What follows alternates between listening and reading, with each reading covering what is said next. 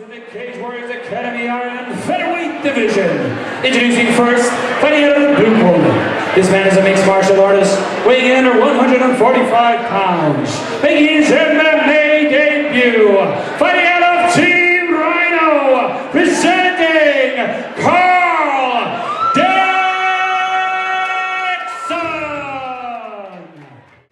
And as a opponent making his way to the cage, fighting out of the red corner.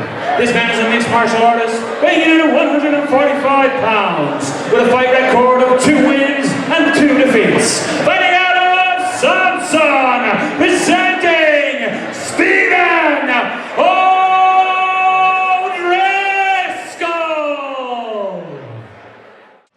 The referee is Mr. Peter Lavery. This is Noel O'Keefe calling the action alongside Stephen Lowry.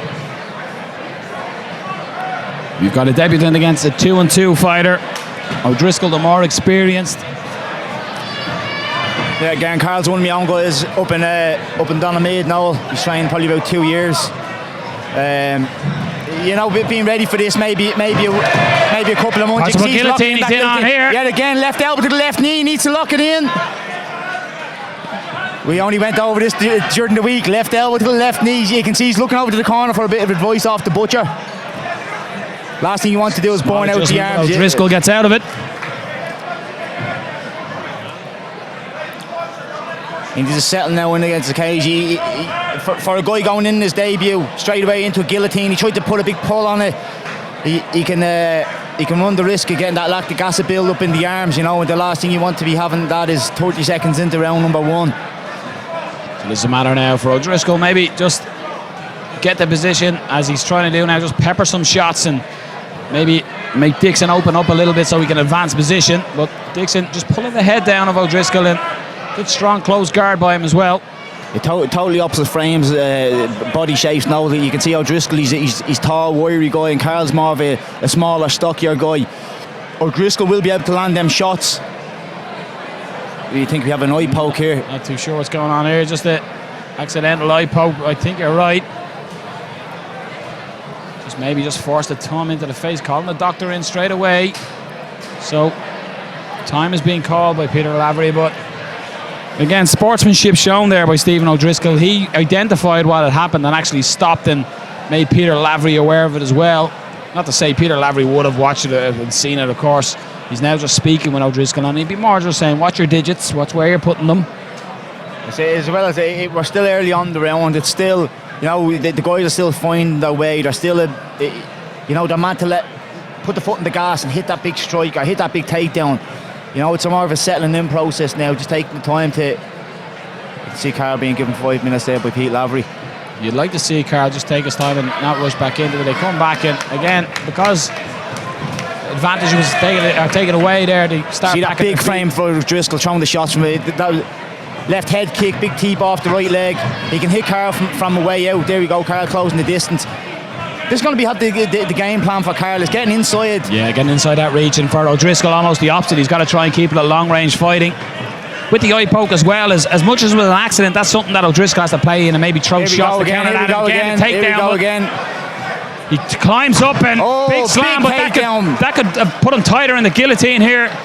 Dixon is squeezing. You can just see, it looks like O'Driscoll is fine, just across the cage, just looking in his eyes, he looks fine, not wincing. You see what O'Driscoll would have found is that first guillotine now, you can read a lot from it. And he probably felt that Karl wasn't actually closing the space, but actually pulling back and giving him space to breathe. He seemed fairly comfortable when Karl was up there before he took him down. As well, the big slam that comes with it as well. You've seen it in fights, of course. Famously, Rampage Jackson slamming someone out. It can also go against you. And Dixon just looking at the arm, but O'Driscoll aware of it.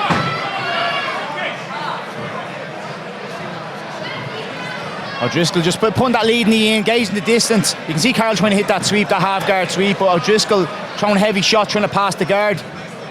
Knee on belly, sliding into mount. Karl could have this right hand trapped if he doesn't start to scramble here. Good work by O'Driscoll, just landing his shots, and he's making Dixon move, and the 10-second clapper goes just as O'Driscoll's getting into a really dominant position. Got to pull him back for the neck, but time is going to get away from him here, but a big way to leave the first round and leave your stamp on it for Stephen O'Driscoll.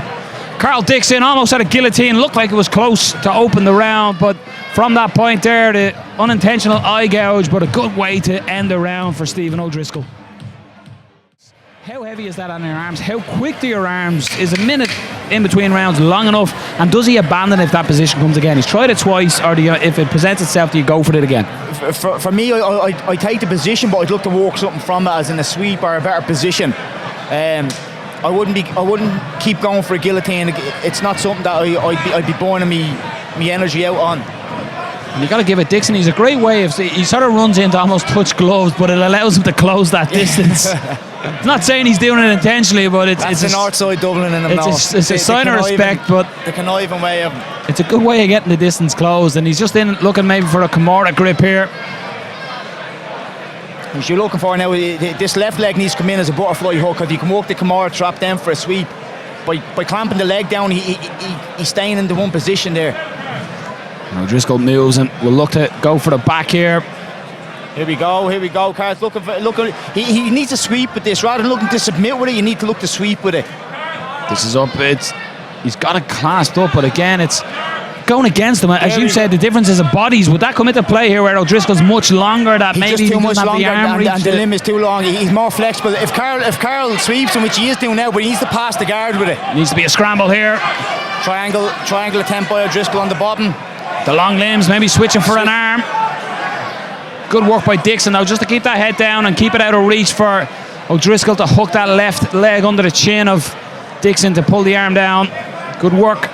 You can see Karl there, he's just squaring his hips back up with O'Driscoll. The more the angle, the hips, the more attacks can vary. Beautiful sweep. And beautiful. It was almost like what Dixon was trying to do originally, and he lands up on full guard here. Stephen O'Driscoll landing big shots, big left hands. And it's Peter over. Lavery sees enough of it, and that is an excellent performance by Stephen O'Driscoll. The sweep set it up, and he threw down heavy rain on top to get the finish. Your winner, Stephen O'Driscoll, round 2.